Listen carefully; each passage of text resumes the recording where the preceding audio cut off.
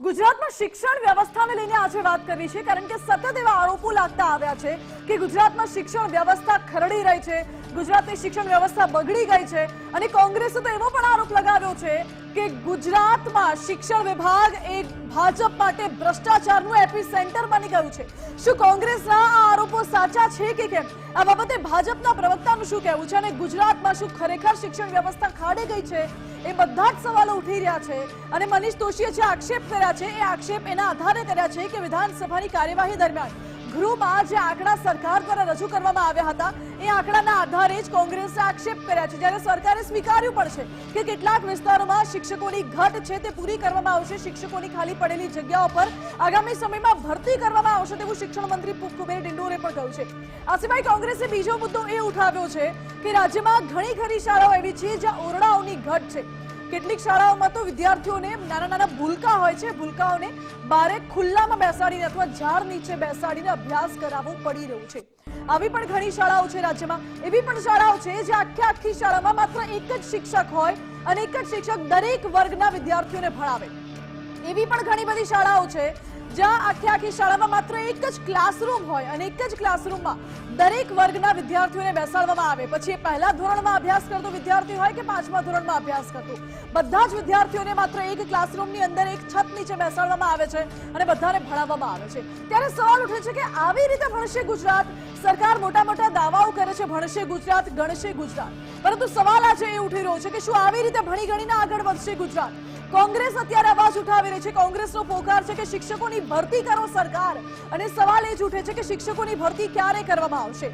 જ્યારે ભણતરનો ભાર છે, વ્યવસ્થા તાર છે અને આ ભૂલકાઓની, આ વિદ્યાર્થીઓના ભવિષ્યની દરકાર કોણ લેશે એ સવાલ છે। કોંગ્રેસ એવો પણ આરોપ લગાવી રહી છે કે આ બાબતે શિક્ષણ વ્યવસ્થાનું ખાનગીકરણ થઈ રહ્યું છે। મોટાભાગની જે સરકારી શાળાઓ છે તે સરકારી શાળાઓ હવે જ્યાં સ્ટુડન્ટ્સ નથી આવતા, વિદ્યાર્થીઓ નથી આવતા, એ સરકારી શાળાઓ બંધ કરવામાં આવે છે। આ સિવાય શિક્ષણ વ્યવસ્થાનું ખાનગીકરણ થઈ રહ્યું છે, ખાનગી સંચાલકોને લાભ અપાવવા માટે આ પ્રકારના નિર્ણયો લેવામાં આવે છે। આ તમામ આક્ષેપો કોંગ્રેસે કર્યા છે, પરંતુ આ બધા જ આક્ષેપોની વચ્ચે સત્યતા શું છે? આક્ષેપ પ્રત્યાક્ષેપની રાજનીતિ તો થતી રહેશે, પરંતુ આ વિદ્યાર્થીઓનું જે ભવિષ્ય છે તેમના ભવિષ્ય સાથે ચેડા ના થવા જોઈએ। અખિલેશ યાદવે પણ અગાઉ પ્રહાર કર્યા હતા, ગુજરાતની શિક્ષણ વ્યવસ્થાને લઈને સવાલ ઉઠાવ્યા હતા, કોંગ્રેસે પણ આ મુદ્દો ઉઠાવ્યો છે। ભલે શિક્ષણ રાજ્યમંત્રી જવાબ આપે, પરંતુ હકીકત જાણવાનો અધિકાર એ દરેક લોકોને છે, કારણ કે માતા પિતા એ વિશ્વાસથી તેમના બાળકોને અભ્યાસ કરવા માટે મોકલે છે શાળાએ। ઘણી ખરી શાળાઓ એવી છે, ઘણા ખરા વિસ્તારો એવા છે કે જ્યાં માત્ર એક ઓરડીની નીચે શાળા ચાલતી હોય છે અને એ વિદ્યાર્થીઓની ધગસના કારણે, વિદ્યાર્થીઓને ભણવાની ધગસ છે એટલા માટે ઓરડીની નીચે પણ ભણવા તૈયાર હોય છે, અને એવામાં શું શિક્ષણ વ્યવસ્થાનું ખાનગીકરણ થશે? આજે એઆઈ સુધી પહોંચવાના દાવાઓ કરવામાં આવે, એઆઈ આવી ગયું છે, ગ્રોક સુધી આપણે પહોંચી ચૂક્યા છે, પરંતુ બીજી તરફ જોવા જઈએ તો ગુજરાતમાં શિક્ષણ વ્યવસ્થામાં કેટલીક શાળાઓ એવી છે જ્યાં ક્લાસમાં કોમ્પ્યુટર પણ નથી પહોંચ્યા। આ જ મુદ્દે આજે વાત કરવી છે, સીધું અને સટમાં ચર્ચા કરવી છે, ભાજપના નેતા પાસેથી જવાબ મેળવીશું, કોંગ્રેસના આક્ષેપોની સત્યતા જાણીશું, આખા મુદ્દે આજે વિસ્તારથી વાત કરવી છે। રાજ્યની શિક્ષણ વ્યવસ્થાને લઈને સૌથી મોટા સમાચારથી આ બુલેટિનની શરૂઆત કરીએ। રાજ્યમાં 40,000 શિક્ષકોની જગ્યા ખાલી પડી છે તેવો દાવો કોંગ્રેસે કર્યો છે। શિક્ષણ વ્યવસ્થા પર કોંગ્રેસના જે આરોપ છે, સૌથી પહેલા એ આપને દેખાડી દઈએ સ્ક્રીન ઉપર। 38,000 કરતા વધુ ઓરડાઓની ઘટ છે કોંગ્રેસનો આરોપ। 14,562 જેટલી સ્કૂલમાં માત્ર એક ક્લાસરૂમ છે જેમાં વિવિધ વર્ગના વિદ્યાર્થીઓને એક સાથે ભણાવવામાં આવે છે। બીજી વસ્તુ, 1600 થી વધુ શાળાઓ એવી છે જ્યાં માત્ર એક જ શિક્ષકથી આખી શાળા ચાલે છે, એક જ શિક્ષક પર આખી શાળાનું ભારણ હોય છે તેવો પણ આરોપ કોંગ્રેસે લગાવ્યો છે। શું આ આરોપો સાચા છે? કેટલી હદે સાચા છે? અને શું ગુજરાતમાં શિક્ષણ વ્યવસ્થાની સ્થિતિ છે તે મુદ્દે આજે વાત કરવી છે। વિકાસના દાવાઓ તો સરકાર દ્વારા કરવામાં આવે છે, પરંતુ તેની સામે જે ડેટા સામે આવ્યા છે એ પણ નિરાશાજનક છે। આદિજાતિ વિસ્તાર અને શિક્ષણમાં દાવાની હકીકત સામે આવી છે। ધારાસભ્ય દિનેશ ઠાકોરના સવાલમાં શિક્ષણ મંત્રીએ લેખિતમાં જવાબ રજૂ કર્યો છે, અને જે જવાબ સામે આવ્યા છે, વિધાનસભામાં જવાબ રજૂ કરવામાં આવ્યો હતો ત્યારે વિધાનસભા ગૃહની કાર્યવાહી દરમિયાન ધારાસભ્ય દિનેશ ઠાકોરે સવાલ કર્યો હતો અને શિક્ષણ મંત્રીએ જવાબ રજૂ કર્યો હતો। પાટણ જિલ્લામાં 595 માંથી 555 શાળાઓમાં પ્રયોગશાળા જ નથી। જી હા, લેબોરેટરી નથી. 595 માંથી 555 માં લેબોરેટરી જ નથી. માત્ર 20 થી 30 શાળાઓ એવી છે જ્યાં લેબોરેટરી ચાલે છે. પરંતુ અહીં પણ સવાલ એ છે કે શું લેબોરેટરી ઓપરેટ કરનારા, લેબોરેટરી કેવી રીતે ઓપરેટ કરાય, લેબોરેટરીમાં કેવી રીતે એક્સપેરિમેન્ટ્સ કરાય, એ બધું શીખવનારા શિક્ષકો છે? જ્યાં લેબોરેટરી છે ત્યાં શિક્ષકોની પણ ઘટ હોઈ શકે છે. પ્રયોગશાળા જ નથી. જ્યારે બીજી તરફ નર્મદા જિલ્લાની વાત કરવામાં આવે તો 286 સરકારી શાળાઓ છે, જેમાંથી 228 શાળાઓમાં લેબોરેટરી નથી. પાટણ જિલ્લામાં 595 શાળાઓમાંથી 99 સરકારી શાળામાં કોમ્પ્યુટર લેબોરેટરી પણ નથી. નર્મદામાં 286 સરકારી શાળાઓમાંથી 96 સરકારી શાળાઓ એવી છે જ્યાં કોમ્પ્યુટર લેબોરેટરી નથી. સરકાર ગ્રાન્ટ આપે છે કોમ્પ્યુટર લેબોરેટરી બનાવવા માટે, તો આ બધી જ ગ્રાન્ટ ક્યાં જાય છે? શું વચેટિયાઓ ખાઈ જાય છે કે પછી અધિકારીઓ આ બધી સરકારની ગ્રાન્ટનો લાભ લોકો સુધી પહોંચવા નથી દેતા? આ પણ સવાલ છે. ધારાસભ્ય તુષાર ચૌધરીએ સરકાર પર આ અંગે આકરા પ્રહાર કર્યા છે. કહ્યું છે કે દુનિયા એઆઈ અને ગ્રોક સુધી પહોંચી અને આપણે શાળાઓમાં કોમ્પ્યુટર પણ નથી. આ તરફ શિક્ષકોની ઘટનો મુદ્દો પણ ચર્ચાયો છે. શાળાઓમાં ઓરડા નથી એ મુદ્દો પણ ચર્ચાયો. મનીષ દોશીએ જ્યારે આ બાબતે પ્રહાર કર્યા છે અને અમદાવાદમાં શિક્ષકોનો ઘટનો મુદ્દો પણ વિધાનસભા ગૃહમાં ઉઠ્યો હતો.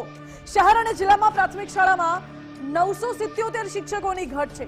અમદાવાદ શહેરમાં 4976 ના મહેકમ સામે 687 જગ્યાઓ ખાલી છે, જ્યારે અમદાવાદ જિલ્લામાં 5545 જગ્યાઓની સામે 290 જગ્યાઓ ખાલી છે. ધારાસભ્ય ઇમરાન ખેડાવાલાએ સવાલ કર્યો હતો, જેના જવાબમાં સરકારે જવાબ રજૂ કર્યો. રાજ્યમાં શિક્ષકો અને ઓરડાની ઘટ છે એ વાત સ્વીકારી સરકારે, પરંતુ ઝડપથી પૂર્ણ કરાશે તેવું પણ કહેવાયું છે. શિક્ષણ મંત્રી કુબેર ડિંડોરે વિધાનસભા ગૃહમાં જવાબ રજૂ કર્યો. શિક્ષકોની ખાલી જગ્યાની માંગમાં પત્રક મંગાવવામાં આવ્યા છે અને શિક્ષકોની ભરતી પ્રક્રિયા હાલ ચાલી રહી છે. એપ્રિલ મહિનામાં શિક્ષકોની ભરતી પ્રક્રિયા પૂરી થઈ જશે તેવું શિક્ષણ મંત્રીએ કહ્યું છે. હવે જોવાનું એ રહે છે કે આગામી સમયમાં શિક્ષકોની ભરતી પ્રક્રિયા પૂર્ણ થાય છે કે નહીં. એપ્રિલ મહિનો તો શરૂ થઈ ગયો, અડધો મહિનો પણ નીકળી ગયો છે અને આ જ રીતે ઓરડાની ઘટ માટે પણ શિક્ષણ વિભાગ કામ કરી રહ્યું છે. 50,000 ઓરડાની ઘટ સામે 22,000 ઓરડા બનાવી દેવાયા. બીજા ઓરડા બનાવવાની કાર્યવાહી ચાલી રહી છે. આ પણ એક દાવો કરવામાં આવ્યો શિક્ષણ મંત્રી દ્વારા. પરંતુ ગુજરાત શિક્ષણ મોડેલ મુદ્દે મનીષ દોશીએ આગળ પણ પ્રહાર કર્યા છે અને કોંગ્રેસના પ્રહાર કરીને કહ્યું છે ભાજપ 30 વર્ષના શાસનમાં શિક્ષણ ક્ષેત્રે નબળું રહ્યું. ગુજરાતની શાળાઓમાં શિક્ષકોની મોટા પ્રમાણમાં ઘટ છે. ગુજરાતની શાળાઓમાં ઓરડાની ઘટ છે. શિક્ષણ વિભાગ ગુજરાત ભાજપના ભ્રષ્ટાચારનું એપિસેન્ટર બની ગયું છે. આ તમામ વાતો, આ તમામ આક્ષેપોથી અત્યારે શિક્ષણ વિભાગ ઘેરાઈ ગયું છે. આજે એ જ શિક્ષણ મુદ્દે વાત કરવી છે. ભણશે ગુજરાત, ગણશે ગુજરાત, ભણી ગણીને આગળ વધશે ગુજરાત તેવા દાવાઓ કરવામાં આવે છે, પરંતુ શું આ દાવાઓ સાચા છે? આ દાવાઓની હકીકત કેટલી? કોંગ્રેસના જે આક્ષેપો છે એ આક્ષેપોમાં સત્યતા કેટલી? આ બંને મુદ્દા ઉપર આજે વાત કરવી છે.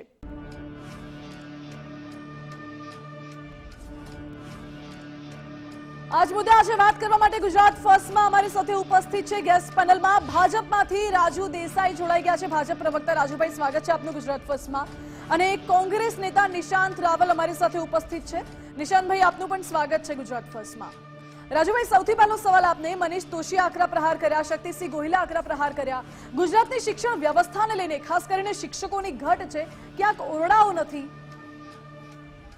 આમાં માનસિક એવું છે કે કોંગ્રેસ એ આખું ડૂબતું જહાજ છે અને મૃત પાયાવસ્થા ઉપર છે. ગુજરાતની જનતા એમને છેલ્લા 32 વર્ષથી હું કહીશ કે જાકારો આપ્યો છે. 27 અને 5-2 એટલે 32 વર્ષ ગણીને હું ચાલું છું કે જાકારો આપ્યો છે. એ ડૂબતું જહાજ છે ને લોકો એને ધક્કો મારી રહ્યા છે. એટલે આ ગતકડા અને પાયા વિહોણી બાબતો અને જૂના પેપરો આમ મૂક્યા હોય ને એમાંથી કાઢ્યું સીધું બોલવાનું ચાલુ કરવું અને ગુજરાતની અંદર કોંગ્રેસ કંઈક જનતાનો અવાજ બને છે, આમ કરે છે, અમે આવું બોલીએ છીએ, પણ એ બધી પાયા વિહોણી ખોટી બાબતો હોય. આ લોકોને જે પણ પ્રેસ કોઈ પણ એમના કોંગ્રેસના પ્રવક્તા કોઈ પણ કરતા હોય, જ્યારે પણ માહિતી આપતા હોય ત્યારે ધરાતલ ઉપર શું હોય છે અને બોલતા કંઈક અલગ હોય છે. એ આપણે સૌ જોયું છે. ગુજરાતની જનતાને ખબર છે સાચું શું અને ખોટું શું. હું તમને એક ઉદાહરણ આપું કે ગુજરાતના શિક્ષણની જ્યારે ચર્ચા કરવામાં આવે ને તો ગુજરાતનું શિક્ષણ અવલ્ય ગણવામાં આવે છે. એક તમને કહીશ કે ગુજરાતની અંદર આખા ભારત દેશના દરેક રાજ્યોમાંથી ગુજરાતની અંદર જો વિદ્યા સમીક્ષા કેન્દ્ર કોઈ રાજ્યમાં હોય એ માત્ર ને માત્ર ગુજરાતમાં છે, જેની અંદર વિદ્યાર્થીનું કોઈ પણ સમય શાળાના કોઈ પણ સમય કોઈ પણ શાળામાં તાત્કાલિક મોનિટરિંગ કરવું હોય એની એક કહેતા મને વધુ આનંદ થશે કે ધોરણ 1માં અત્યારે હોય વિદ્યાર્થી અને એની ક્ષમતા સિદ્ધ થઈ નથી અને 4 વર્ષ પછી એ ધોરણ 5માં આવે તો જો એક ક્ષમતા હજુ સુધી સિદ્ધ ન થઈ હોય તો 4 વર્ષ પછી પણ તે બતાવશે કે ધોરણ 1માં આની ક્ષમતા રહી ગઈ, ધોરણ 2માં આ ક્ષમતા રહી ગઈ, જ્યાં સુધી પુરવાર એની જે વિદ્યાર્થી જેને ક્ષમતા સિદ્ધ ન થાય ત્યાં સુધીનો ડેટા એનાલિસિસ વિદ્યા સમીક્ષા કેન્દ્ર કરી રહ્યું છે. અને વિદ્યા સમીક્ષા કેન્દ્રથી ખૂબ મોટા ફાયદા થયા છે. એ આપણે અલગ અલગ દેશના તમે જોયું હશે, ભારત નહીં બહારના દેશના શિક્ષણ મંત્રીઓ પણ અહીંયા મુલાકાતે આવે છે અને જોવે રાજુભાઈ, છે. વિદ્યા સમીક્ષા કેન્દ્ર છે, બીજું મારું સ્માર્ટ ઉદાહરણ ક્લાસરૂમ અને કોમ્પ્યુટર એ કેમ પણ નથી? એ પણ કહી દઉં, હું મારી વાતને આગળ વધારું છું. બીજું કે 100% સીસીટીવી કવરેજ સાથે આખા ભારત દેશમાં જો કોઈ પરીક્ષા લેતું હોય એસએસસી એચએસસી ની તો ગુજરાત છે. વાલીઓની સતત માંગ હતી કે જે રીતે ખાનગી શાળાઓમાં વિદ્યાર્થી ભણાવતા હોય ને માંગ હતી કે ખાનગી શાળાઓ ખૂબ જ મોટા પાયે એમના નીતિ નિયમ પ્રમાણે ફી ઉઘરાવે છે, તો આપણે એફઆરસી લાવે. આખા ભારત દેશની અંદર જો કોઈ એફઆરસી કોઈ રાજ્યમાં હોય તો એ ગુજરાતમાં છે. અને તમે કોમ્પ્યુટર લેબની વાત કરો છો, છેલ્લા 2 વર્ષની અંદર આપણે 20,000 જેટલી કોમ્પ્યુટર લેબ આખી ગુજરાતની માધ્યમિક અને ઉચ્ચતર માધ્યમિક શિક્ષણની અંદર તૈયાર કરી છે. સ્માર્ટ ક્લાસની વાત કરો છો એટલે કહેતા વધુ આનંદ થાય કે દિવસે ને દિવસે મહાનગરોની સાથે હું એવો આંકડો આપીશ કે 70% થી 80% વર્ગો જે છે આપણે mission school of excellence programme હેઠળ 30,000 વર્ગો મંજૂર કર્યા હતા. 15,000 જે આખા જ 15,000 તૈયાર થઈ ગયા છે અને આગામી સમયની અંદર 10,000 જેટલા જે વર્ગો છે mission school of excellence programme હેઠળ, તો એ છેલ્લા તબક્કામાં એનું કાર્ય પૂર્ણ થવા જઈ રહ્યું છે. એટલે આવનારા સમયમાં મળવાનું છે. એની સાથે સાથે સ્માર્ટ ક્લાસના અને સ્માર્ટ લેબના ફાયદા કેટલા, તો આપણે 2024 થી 2025 ની અંદર તમને કહેતા વધુ આનંદ થાય. હું વારંવાર એટલા માટે કહી રહ્યો છું, ખાનગીમાંથી સરકારી શાળામાં દિવસે ને દિવસે પ્રવેશ વધી રહ્યો છે અને એ આંકડામાં આપણે અમદાવાદ હોય, વડોદરા હોય કે સુરત હોય કે રાજકોટ હોય, 2,29,000 જેટલા વિદ્યાર્થીઓએ ખાનગીમાંથી સરકારી શાળામાં પ્રવેશ લીધો છે. ઓકે, તો રાજુભાઈ, આ શું બતાવે છે? મહાનગરના- નહીં, ખાનગીમાંથી સરકારી મહાનગરના શાળામાં આંકડા પ્રવેશ લે વિદ્યાર્થી, જી. તો એ શું બતાવે છે? ગુજરાતની અંદર શિક્ષણ અવલ્ય છે, ઓકે, અગ્રેસર છે. તમે કહો અને એ વાત હંમેશા- સાચી. હવે જી. કોંગ્રેસ પાસેથી પણ આની પ્રતિક્રિયા લઈ લે. નિશાંતભાઈ, રાજુભાઈ કહી રહ્યા છે કે ગુજરાતમાં શિક્ષણ એકદમ અવ્વલ નંબરનું છે, જે ક્યાંય નથી આખા દેશમાં. મનીષ દોશીએ પણ પ્રહાર કર્યા છે અને રાજુભાઈ એવું પણ કહ્યું કે કોંગ્રેસ ડૂબતું જહાજ છે એટલા માટે આ પ્રકારના આક્ષેપો કરે છે. નિશાંતભાઈ, માનસી, સૌ પ્રથમ તો આજનો દિવસ ખૂબ જ અગત્યનો છે. આ મારા હાથમાં, માનસી, આજનો દિવસ ખૂબ જ અગત્યનો છે. આ મારા હાથમાં કોઈ સામાન્ય ચોપડી નથી. મારા હાથમાં જે આ ચોપડી છે એ ભારત દેશનું મજબૂત બંધારણ છે અને આ ભારત દેશના મજબૂત બંધારણે ગુજરાત અને ભારત દેશના એક એક બાળકને મફતમાં શિક્ષણ આપવાની વ્યવસ્થાની ગોઠવણ કરી આપી છે. અને મને ગર્વ છે કે આજે ડોક્ટર બાબા સાહેબ આંબેડકર, જેમને આ બંધારણ બનાવ્યું, એમની આજે જન્મતિથિ છે. આજ બાબા સાહેબ આંબેડકર એવું બોલ્યા હતા કે શિક્ષા વહ શેરनी का दूध है, जो पिएगा वह दहाड़ेगा. પરંતુ ભારતીય જનતા પાર્ટીના 30 વર્ષના કુશાસનમાં પહેલા તો બોલતા હતા કે પડેગા ગુજરાત, ભણશે ગુજરાત, આગળ વધશે ગુજરાત, પણ હકીકતના આંકડાઓ પરથી એવી છે કે ભણશે નહીં ગુજરાત તો પૂછશે નહીં ગુજરાત. હકીકતમાં બાળકોને શિક્ષણથી વંચિત રાખવાનું જે પાપ ભારતીય જનતા પાર્ટીના લોકો કરી રહ્યા છે, એ લોકો ઈચ્છે છે કે ભણી ગણીને મારા તમારા જેવા લોકો આ સરકારને સવાલ કરતા બંધ થઈ જાય. વિચારવા જેવી બાબત એ છે કે રાજુભાઈ અહીંયા વાત કરે છે કોંગ્રેસ ડૂબતું જહાજ, અને ડૂબતું જહાજ બોલીને તમે લોકસભામાં 400 ની વાત કરવા વાળા 240 પર આવી ગયા, અમે 40 ઉપરથી 100 પર આવી ગયા. અહંકાર ના રાખતા ગુજરાતમાં સરકાર રચવાની તૈયારીઓ કોંગ્રેસ પાર્ટી અત્યારથી શરૂ કરી દીધી છે. પણ વાત છે ગુજરાતના બાળકોનો. આ તમે જે વિદ્યા સમીક્ષા કેન્દ્રોની વાત કરી, અને આજે વડોદરામાં ગુજરાત ફર્સ્ટના કેમેરાએ બતાવ્યું કે બાબા સાહેબ આંબેડકરની જયંતિના દિવસે રજાનો દિવસ હોવા છતાં પણ એક પ્રાઇવેટ સ્કૂલે પોતાની સ્કૂલ ચાલુ રાખેલી, બાળકોને ભણાવવાનો કાર્યક્રમ ચાલુ રાખેલો. તો ક્યાં ગયા તમારા વિદ્યા સહાયક કેન્દ્રો? ક્યાં ગયા? આજે ગુજરાતમાં ડ્રોપ આઉટ રેશિયોમાં ભારત દેશમાં સરખામણીમાં ગુજરાત 3જા ક્રમાંકે આવી ગયું. ક્યાં ગયા તમારા વિદ્યા સમીક્ષા કેન્દ્રો? ગુજરાત આજે તમે જો કે વિદ્યાર્થીઓની આત્મહત્યામાં 6ઠ્ઠા નંબર ઉપર આવી ગયું. માનસી, ક્યાં શું કરે છે તમારા વિદ્યા સમીક્ષા કેન્દ્રો? ખોટી વાતો કરવાની, રોજ કરવાની ને મોટેથી કરવાની, એનાથી સોલ્યુશન નથી આવતું. આજે તમે જો કે આખા ભારત દેશનો ડ્રોપ આઉટ રેશિયો 12.6% છે માનસી, અને શરમ આવે ગુજરાતનો ડ્રોપ આઉટ રેશિયો 17.85% છે. આ તમામ આંકડા સંસદ અને વિધાનસભામાં આપેલા આંકડા છે.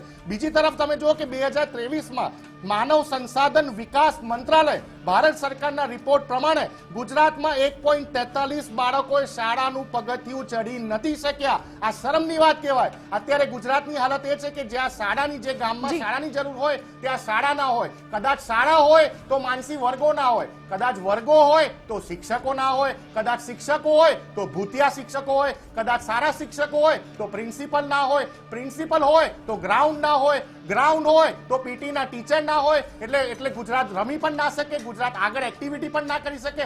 આવી હાલત ગુજરાતની જ્યારે કરી નાખી હોય, તમે પ્રાઇવેટાઇઝેશન તરફ વળી રહ્યા છો. અમને ખબર છે તમે ગુજરાતમાં 30 વર્ષમાં 140 યુનિવર્સિટીઓની સ્થાપના કરી, તમામે તમામ પ્રાઇવેટ. તમે ગુજરાતમાં સરકારી શાળાઓ, સરકારી યુનિવર્સિટી, સરકારી કોલેજો જે કોંગ્રેસ તમને આપીને ગઈ હતી, તમે એને પણ સાચવી નથી શક્યા. મોટા ભાગની જે સરકારી શાળાઓ છે, તમને માનસી જાણીને તમને ખૂબ જ દુઃખ થશે, 38,000 સરકારી શાળાઓમાંથી 30 વર્ષમાં મર્જરના નામે 5,612 સરકારી શાળાઓને બંધ કરવાનું પાપ આ ગુજરાત સરકારે કર્યું છે. 5,600 આપ જે કહી રહ્યા છો, આપ જે આક્ષેપ કરી રહ્યા છો એનો જવાબ લઈ લઈએ. કાર્પેટ બિછાવતા તમે છેલ્લે ક્યારે રાજ્યના મુખ્યમંત્રીને? નિશાનભાઈ, આપને આક્ષેપોનો જવાબ લઈ લઈએ. રાજુભાઈ કહેવું છે કે ઓરડા નથી, શિક્ષકો નથી, પ્રિન્સિપાલ નથી. આવી રીતે કેવી રીતે ચાલશે? અને જે સ્માર્ટ ક્લાસરૂમની વાતો કરવામાં આવે છે, ડ્રોપ આઉટ રેશિયો વધ્યો છે, વિદ્યાર્થીઓ આપઘાત કરી રહ્યા છે, શાળા પ્રવેશોત્સવ તમે યોજી રહ્યા છો, છતાં પણ આવું? માજી, ભરતી એ સતત ચાલતી પ્રક્રિયા છે. વખતો વખત ક્યારેક કોઈ પણ રાજ્યમાં, કોઈ પણ સરકારમાં 100% કોઈ પણ વિભાગની ભરતી થાય શક્ય નથી હોતી. એટલે એ સતત ચાલતી પ્રક્રિયા છે અને શિક્ષકોને આશ્વસ્ત કરવા માંગુ છું, જે રાહ જોઈ રહ્યા છે ટૂંક સમયમાં ખૂબ જ મોટી સંખ્યામાં અને ભરતી જે કેલેન્ડર પ્રમાણે છે એ પ્રમાણે ભરતી પ્રક્રિયા ચાલતી હોય છે અને ખૂબ મોટા પ્રમાણમાં ભરતી ચાલુ રહેશે. પણ મારું કહેવાનો મતલબ એ છે કે આપણે ખાનગી જે શાળાઓ છે એનો ઓનલાઈન ડેટા છે આખો, કે ખાનગી જે છે એ શાળાઓના વિદ્યાર્થીઓ સરકારી શાળાઓમાં પ્રવેશ લઈ રહ્યા છે. અત્યાર સુધી આ લોકો જ્યારે પણ ડિબેટમાં ચર્ચા કરવામાં આવે, કોઈ પણ અમારા ભારતીય જનતા પાર્ટીના પ્રવક્તા દ્વારા, તો એમ કહેતા કોરોના થયો ને આમ થયું ને આર્થિક ધોરણ. સાહેબ, કોરોના ગઈ 5 વર્ષ થયા, ત્યારે પણ દિવસે ને દિવસે, વર્ષે ને વર્ષે ખાનગીમાંથી સરકારી શાળામાં સંખ્યા વધતી જાય છે. અને આપ જેવી પ્રતિષ્ઠિત ગુજરાત ફર્સ્ટ જેવી પ્રતિષ્ઠિત ચેનલોએ બતાવ્યું છે કે સુરત હોય, વડોદરા હોય, અમદાવાદ હોય, રાજકોટ હોય, ઘણી શાળાઓમાં સરકારી શાળાઓમાં લાઈનો લાગે છે. અને એ સરકારી શાળાઓ તમે પણ પ્રતિષ્ઠિત ગ્રામ્ય વિસ્તારની શાળાની વાત કરી છે. ગ્રામ્ય વિસ્તાર એની સ્ટુડિયોમાં આવી પહેલા મેં એક બાઇટ સાંભળી, એમાં શક્તિસિંહ એવું કહી રહ્યા છે કે ગુજરાતનો એક ગ્રામ્ય વિસ્તાર એવું છે જ્યાં ઓરડા એટલા જર્જરિત હતા, કોંગ્રેસના શાસનમાં એ શાળા બની હતી, અત્યારે એટલા જર્જરિત થઈ ગયા છે કે એ શાળાને તોડી પાડવામાં આવી. હવે પરિસ્થિતિ એવી છે કે શાળા નવી બનતી નથી અને વિદ્યાર્થીઓને ઝાડ નીચે બેસીને ભણવાનો વારો આવે છે. એટલે માનસી, જ્યારે પણ માન્ય શક્તિસિંહ બોલતા હોય ત્યારે પણ ઓથેન્ટિક બાબત કોઈ પણ પ્રવક્તા હોય એ સમજવાની એમને જરૂર છે. પણ મૂળ વિષય એવો છે કે જ્યારે smart mission school of excellence programme હેઠળ 30,000 જેટલા સ્માર્ટ વર્ગો આપણે આપતા હોય, તો એનું ફક્ત ને ફક્ત ખાનગીમાંથી સરકારી શાળામાં પ્રવેશ વધવાનું કારણ આવું પણ હોઈ શકે. શિક્ષકો સ્માર્ટ ક્લાસ હોય, સ્માર્ટ લેબ હોય, અને અત્યારે હાલ આપ અમદાવાદમાં છો, અમદાવાદની શાળાઓ પણ જોઈ શકો છો, સ્માર્ટ શાળાઓ જોવા મળે છે. પણ કહેવાનો મારો મતલબ એ છે કે જ્યારે પણ ગુજરાતના શિક્ષણની વાત કરવામાં આવે ત્યારે હું વારંવાર એટલા માટે કહું છું કે ખાનગીમાંથી સરકારી શાળામાં સંખ્યા વધતી હોય તો એનું ફક્ત ને ફક્ત કારણ એવું છે કે આપણે શિક્ષણને ટેકનોલોજી સાથે જોડ્યું છે, ટેકનોલોજી સાથે વિદ્યાર્થી ભણી રહ્યો છે. અમદાવાદની મ્યુનિસિપલ કોર્પોરેશનની ઘણી બધી શાળાઓ છે, જેમાંની મેં 2-3 શાળાઓ, એક નામ પણ આપું, આપણે નરોડા વિસ્તારની શાળા છે, સરકારી શાળા. એમાં તમે માનસી જાઓ, વિદ્યાર્થી રોબોટ વિશે ભણતો થઈ ગયો, રોબોટ ચલાવતો થઈ ગયો, ધોરણ 6 નો અને 7 નો વિદ્યાર્થી મ્યુનિસિપલ શાળામાં, જે ખાનગી શાળામાં ન મળે એવી શાળાઓ અમદાવાદ, રાજકોટ, વડોદરામાં છે. રહી વાત ગ્રામ્ય લેવલની અંદર શાળાઓમાં આપણે સુવિધા એવી ઊભી કરી છે. કોઈ ગામ હોય મોટું તો ત્યાં આંકડા સંખ્યાની દ્રષ્ટિએ ચાલતા હોય છે કે 30 વિદ્યાર્થી એક શિક્ષક મળવા પાત્ર હોય છે. એનું આ આરટીના નોર્મ્સ પ્રમાણે જે છે એના નોર્મ્સ પ્રમાણે આપણે ચાલીએ છીએ 30 વિદ્યાર્થી એક શિક્ષક. તો એની અંદર સંખ્યાના ધોરણે આપણે શાળાઓ ફાળવતા હોઈએ છીએ. એની અંદર મારી વાત પૂરી કરો. રાજ્યમાં એટલી બધી શાળાઓ છે, આપે કહ્યું કે 30 વિદ્યાર્થી સામે એક શિક્ષક હોવો જોઈએ, બરાબર છે. રાજ્યમાં 1600 કરતા વધુ એવી શાળાઓ છે જ્યાં માત્ર ને માત્ર એક જ શિક્ષક હોય છે આખી શાળામાં, પછી ગમે એટલા વિદ્યાર્થીઓ.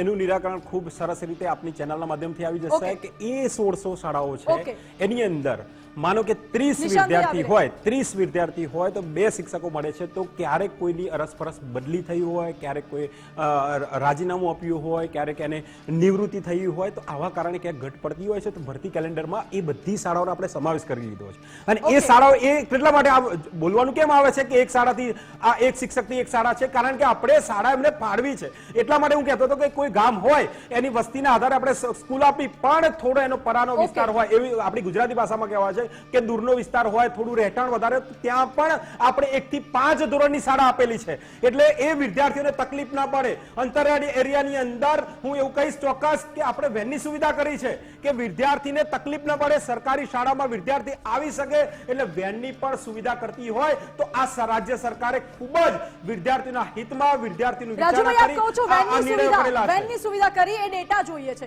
કારણ કે મારી પાસે તો ઘણા એવા દ્રશ્યો આવે છે કે અંતરિયાળ વિસ્તારમાં શાળા હોય પણ અવર જવરની કોઈ વ્યવસ્થા ના હોય, એટલે ટેમ્પો છકડો જે મળે એમાં વિદ્યાર્થીઓ ભરીને ઉપર છત ઉપર જીવના જોખમે અવર જવર કરતા હોય છે. આપ એ ડેટા મને કહો કે કયું એવું ગામ છે જ્યાં વેનની સુવિધા કરવામાં આવે છે? ત્યાં સુધી નિશાંતભાઈ આપનો જવાબ. નિશાંતભાઈ, આપની પાસે આવું છું. નિશાંતભાઈ, માનસી, સૌપ્રથમ તો મોડેલ સ્ટેટ એને કહેવાય કે જ્યાં એક પણ બાળક શિક્ષાથી વંચિત ના રહી જાય. છેલ્લા 4 વર્ષનો રેકોર્ડ જોઈ લો, વિધાનસભામાં આપેલા આંકડા, પાછા મારા રાજુભાઈ કહેશે કે આ કોંગ્રેસનો આંકડો છે.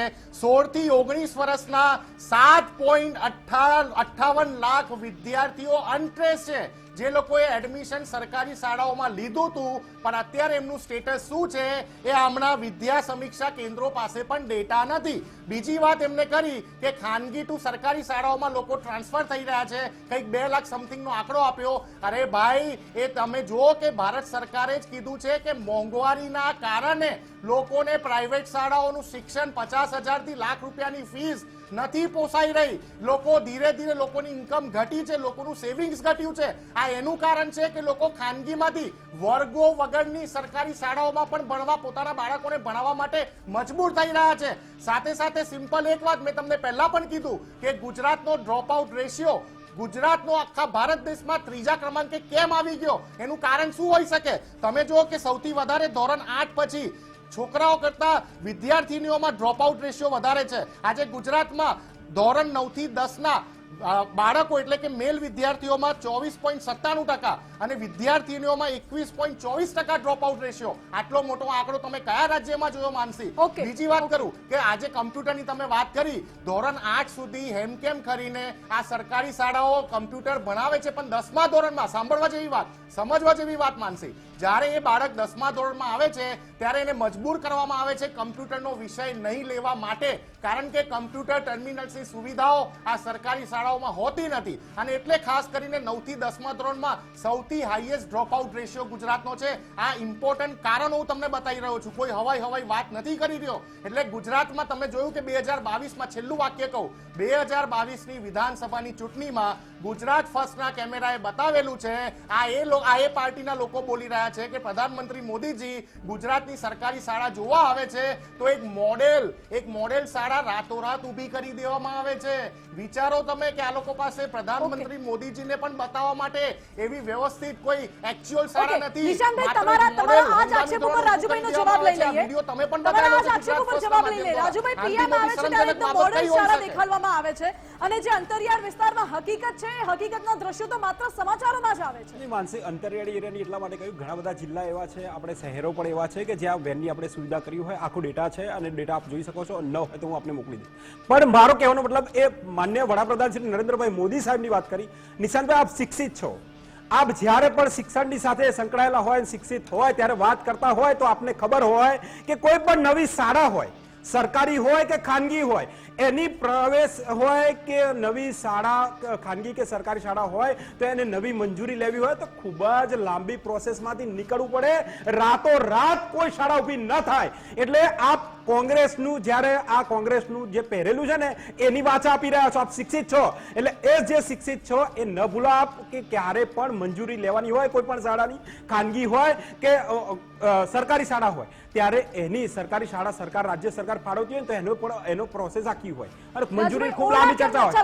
પણ એ વિષયનું પૂરી કરી દો માનસી કે જ્યારે માન્ય વડાપ્રધાન શ્રી નરેન્દ્રભાઈ મોદી આવ્યા સાહેબ, ત્યારે આખો આપણો મિશન સ્કૂલ ઓફ એક્સેલન્સ પ્રોગ્રામનો પ્રોજેક્ટ ક્યારે પણ તમે કોઈ પણ વ્યક્તિ અહીંયાથી આપણા ગુજરાત ફર્સ્ટનું હોય, આપ માનસી છો, ક્યારે કોઈ મકાન લેવા જાઓ છો, ટેનામેન્ટ હોય, ડુપ્લેક્સ હોય કે ફ્લેટ હોય, તો ત્યાં આગળ આખી સ્કીમમાં એક બનાવેલું જ હોય કે આ વસ્તુ અમારો પ્રોજેક્ટ આવો છે ને આવો રહેશે. તો mission school of excellence programme જે હતો એના અંતર્ગત વિદ્યાર્થીઓને આવા સ્માર્ટ બોર્ડ મળશે, સ્માર્ટ ક્લાસરૂમ મળશે, સ્માર્ટ આ રીતે આખા કોમ્પ્યુટર ઉપર વિદ્યાર્થી ભણતો હશે.